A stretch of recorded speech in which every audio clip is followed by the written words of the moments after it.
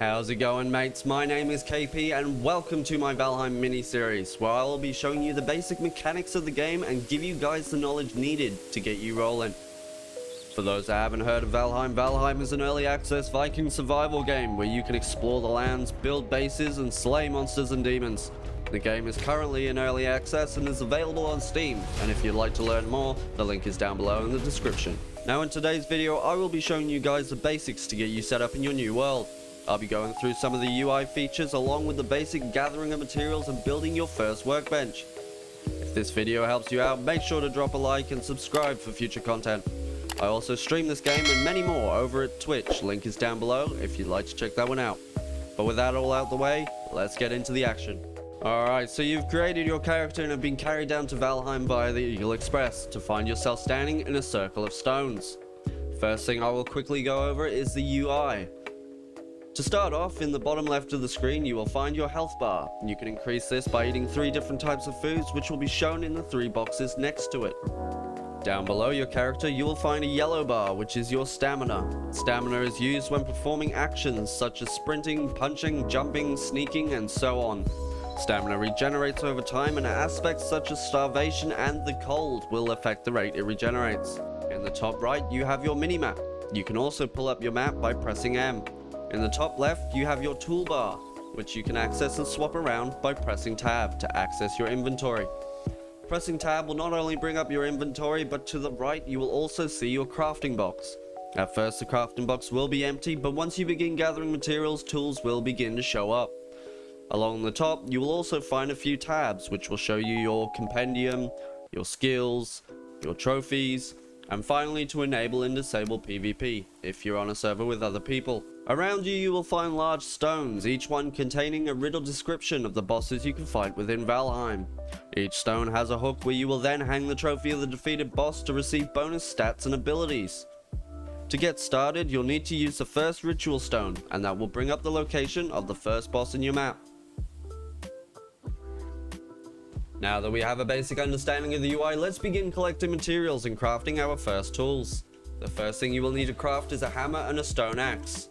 To do so, you will need to collect wood and stone by simply searching around on the ground for branches and stones to pick up. Without a stone axe, you will not be able to cut down trees, however you can punch the smaller half-grown trees for extra wood. Once you have gathered enough stone and wood, use the crafting menu to create your hammer and stone axe.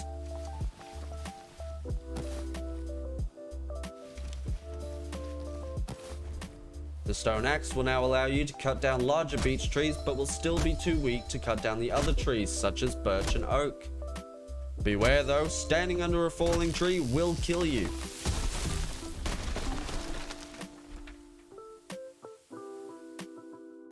Now that we have the hammer and enough materials, the next step is to build a workbench. To do so, hold the hammer in your hand and right click to open the building menu. This menu will show you things that you can currently construct, and you will find your workbench under the crafting tab. Select the workbench and place it down in the general area you would like to start constructing. You will see a white dotted circle around you, which will indicate the area in which you're allowed to build. Placing the workbench down will now unlock all of the building pieces you need to make your first home. Before you can use your workbench, you will need to build a shelter for it. What I like to do is to build the shack separate, destroy my workbench, and then replace it in its newly built home. To begin building, use your hammer's build menu to select building pieces such as walls and floors. You can also use the scroll wheel to spin pieces around, left click to place them down, and the middle mouse button to destroy them. To start off, I usually place half walls down, then build my floors on top. This keeps your house nice and even and stops any dirt from coming up through the floors. Once you have built a small shack for your workbench, you will now be able to destroy your current workbench. Using the hammer, hover over your workbench and click the middle mouse button to destroy it, and then rebuild it inside of your shack. Now that your workbench has been built and has a shelter, you will now be able to use the workbench to repair tools and craft additional tools, such as a hoe.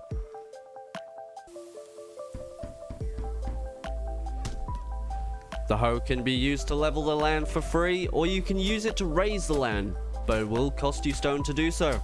Doing this, you can plan out and level the area where you will build your first home.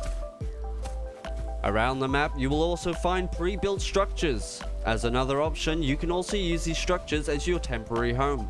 Simply place a workbench inside, do some small renovations, and you're ready to go. Once you have built your first home, nighttime will be slowly creeping on you, and to save you from working in the dark, you can build a bed to skip through to the next morning.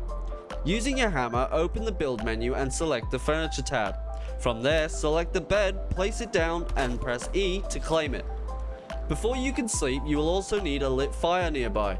To do this, simply use the hammer's building menu, select the campfire, and place it outside near where your bed is located. Your campfire will be lit upon placing it down, but you will need to refuel it over time using wood. Simply approach the campfire and press E to throw more logs on, and you are now ready to sleep in your new home. You can also place your campfire inside the house by removing the floor and placing it on the dirt. But if your house is too small, I recommend placing it outside, as you will catch fire if you accidentally step on it. Alright, that about wraps up today's video, but if you'd like to learn more about the game, I will be releasing more parts to the series where I will go through different aspects of the game as we progress. In the next part, I will be going through food mechanics, making a bow, and hunting. If this helped you out, make sure to drop a like, and if this series does well, I will continue to add to it. I also stream over on Twitch, so if you have any other questions or queries, feel free to jump in the chat. I hope you guys have a good one, and I'll catch you in the next one. Cheers, mates.